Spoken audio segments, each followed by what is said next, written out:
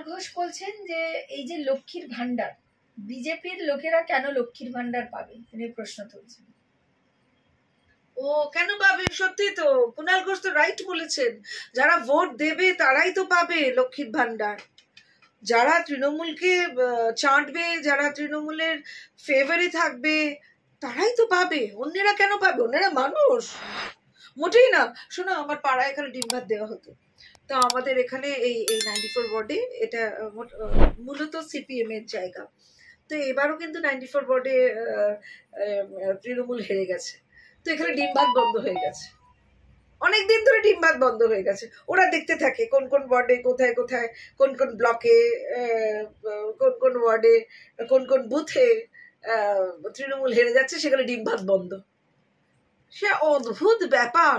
আর এই পাশে একটা বিজয়গড়ে, ওখানে অনেক ওপার বাংলা থেকে মানুষ এসছে, তো তারা কারা আমি জানি না, তারা কি করে এত কিছু পায় ঠায়, তো যাই হোক, তো তারা তৃণমূলকে ভোট দেয়, সেখানে ডিম ভাত চলছে। এবার সবখানের লোক ডিম ভাত, ওখানে অত ডিম ভাত আমার হয় না, সেই নিয়ে প্রচুর মাঝে মাঝে ঝামেলা হয়। তা আমি বলছি, সত্যি তো কুণাল ঘোষ, আপনি ঠিক কথা বলেছেন, যারা আপনাদের ভোট দেয় না আপনারা তাদের কেন দেবেন ডিম ভাত বা লক্ষ্মীর ভান্ডার? না না না, দেবেন না, একদম দেবেন না।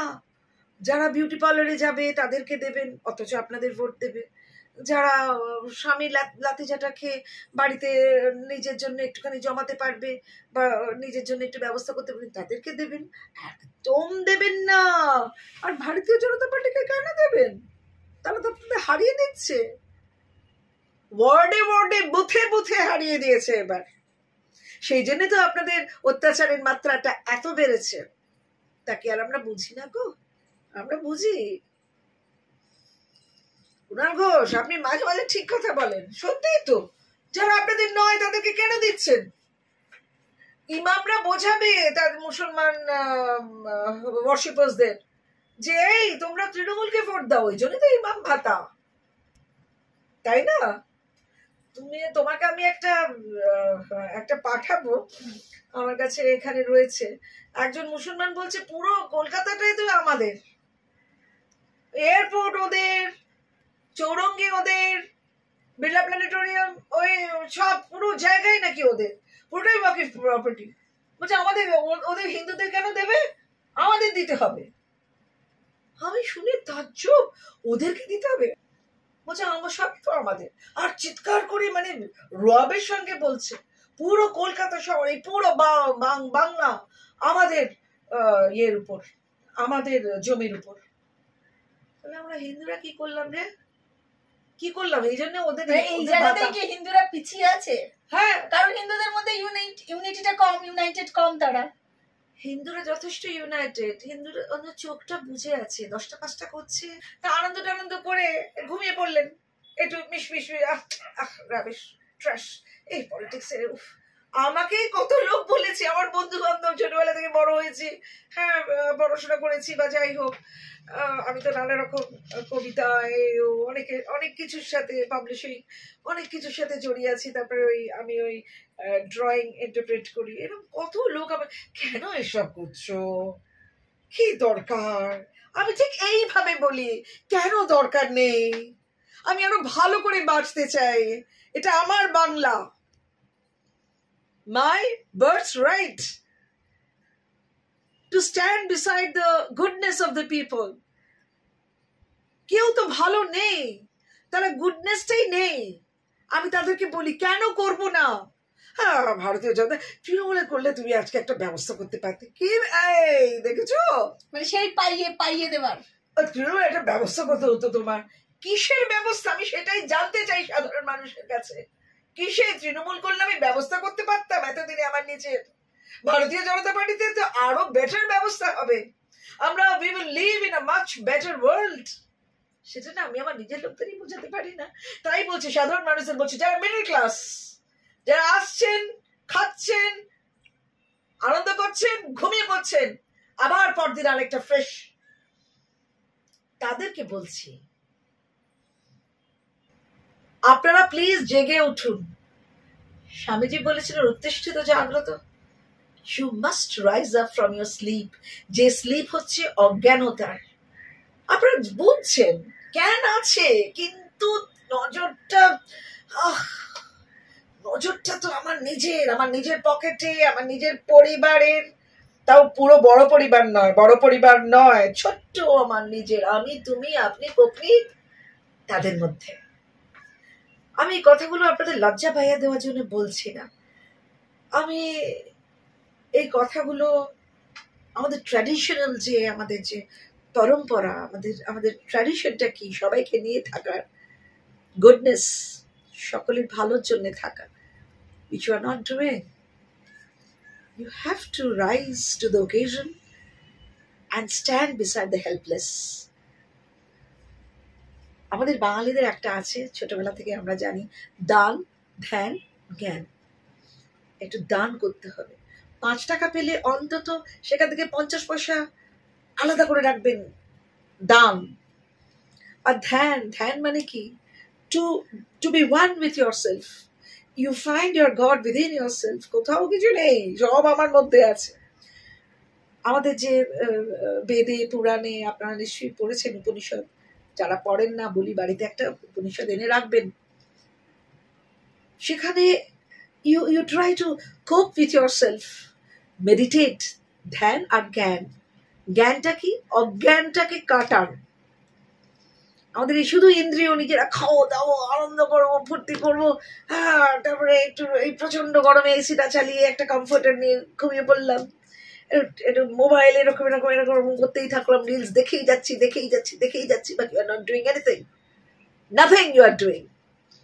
এত কাণ্ড হচ্ছে। আপনি ভাবুন তো, এই যদি আপনার ছেলে বলে ধরুন তারা বিজেপি করে, আপনাদের বাড়ির একটা ভাই বা কেউ, সে মারধর খেয়ে এসেছে, তাকে কি বলবেন? বিজেপিটা ছেড়ে দে, বলবেন না? সেটা না বলে তাকে রক্ষা করুন, সেই রক্ষা করার সময়টা এসেছে। তাহলে আমরা খেয়ে ফেলে দেবে তো সবাই মিলে। পাপিয়াদি, ইতিমধ্যেই কিন্তু উপনির্বাচনের জন্য নাম ঘোষণা করা হয়েছে। মানিকতলা, এটা খুব হেভি ওয়েট একটা জায়গা, সেখানে সাধন পান্ডের যিনি স্ত্রী, তাকে প্রার্থী করেছে তৃণমূল। বিজেপির তরফ থেকেও কল্যাণ চৌবের নাম এসছে। মানে এই যে বাই ইলেকশন, সেটাতে লড়াই করার জন্য, কারণ একটা ইলেকশন মিটতে না মিটতেই আবার 4টে জায়গায় বাই এই হবে। বাঙালির এখন মানে আমাদের নিজেদের মধ্যে যতক্ষণ ওই বোধটা, ওই যে বললাম মিডল ক্লাসকে উঠে আসতে হবে, এই বোধ যতক্ষণ না, চেতনা জাগবে, ততক্ষণ আমরা সারা বছর ইলেকশন করবো। কারণ এটাই তো নিয়ম না, আমাদের তো জায়গা ফাঁকা থাকলে চলবে না। একটা বাঙালি হিসেবে আমার এগুলো মনে হয় খুব ওয়েস্টেজ, ভয়ানক ওয়েস্টেজ হয়ে যাচ্ছে। আপনারা উঠুন, আপনারা কথা বলুন, আপনারা জাগুন। অজ্ঞানতার অন্ধকারটা, অজ্ঞান মানে কি? শুধু নিজে, আপনারা অনেক কিছু জানেন না, জেনেও না জেনার ভান করে বসে আছেন। দিলীপ ঘোষকে কেন ওইখান থেকে সরানো হয়েছে, এইটা নিয়ে চর্চা করে চলেছেন। কি দরকার ছিল? আসলে এগুলো করবেন না।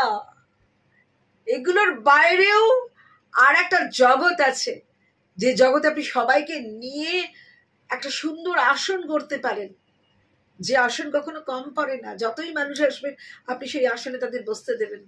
তা নাহলে আমি তুমি, আপনি কপনি, আমি তুমি, এইসব করলে কিন্তু হবে না। এখন সেই সময়টা নেই। 7 বার গেছি বিষ্ণুপুরে, টোটাল 7 বার। যখন শুনলাম যে সৌমিত্র খুব রেগে গেছে, আমি আবার যাবো, আবার গিয়ে বোঝাবো যে যা হয়েছে মঙ্গলের জন্য হয়েছে, এইরকমই করতে হবে।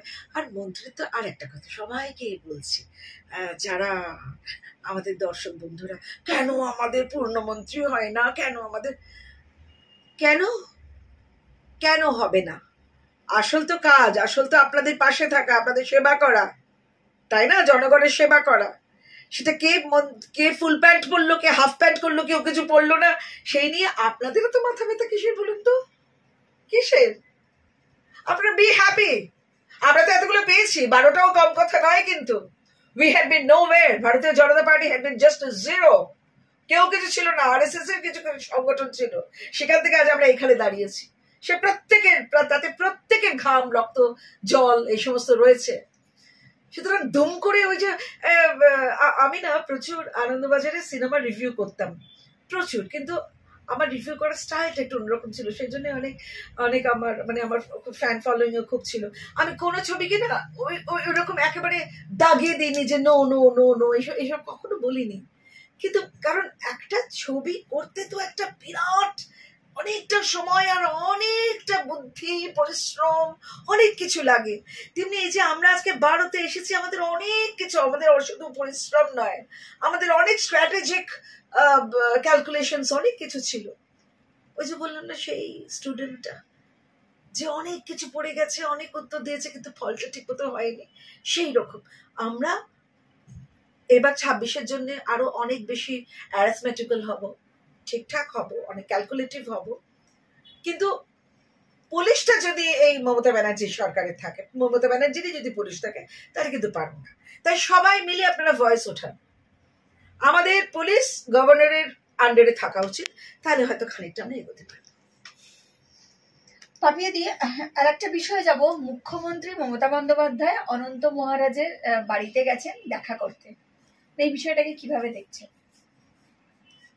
কেন গেছেন উনি বলতে পারবেন, ওনার মাথায় কত কিছু ঘোরে, 150 কোটির বাচ্চা থেকে মহাত্মা গান্ধী থেকে রবীন্দ্রনাথ থেকে তারপরে এইসব শেক্সপিয়ার থেকে ওনার অনেক কিছু ঘোরে, তেমনি বোধ হয় এইরকম কোনো ঘোট পাকাতে উনি গেছেন,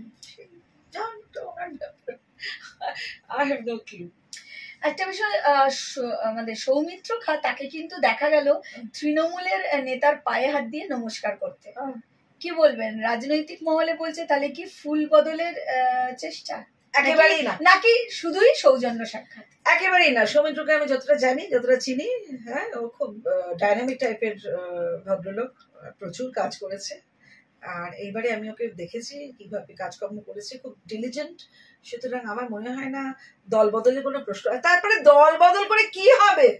ওই তো রাজীব বন্দ্যোপাধ্যায়, বাবুল সুপ্রিয় সব দল বদল করে গেল, লাস্ট বেঞ্চের হয়ে বসে রয়েছে, তাদের কোনো নাম ঠিকই কিচ্ছু নেই, নো অ্যাড্রেস। ওরা কারা?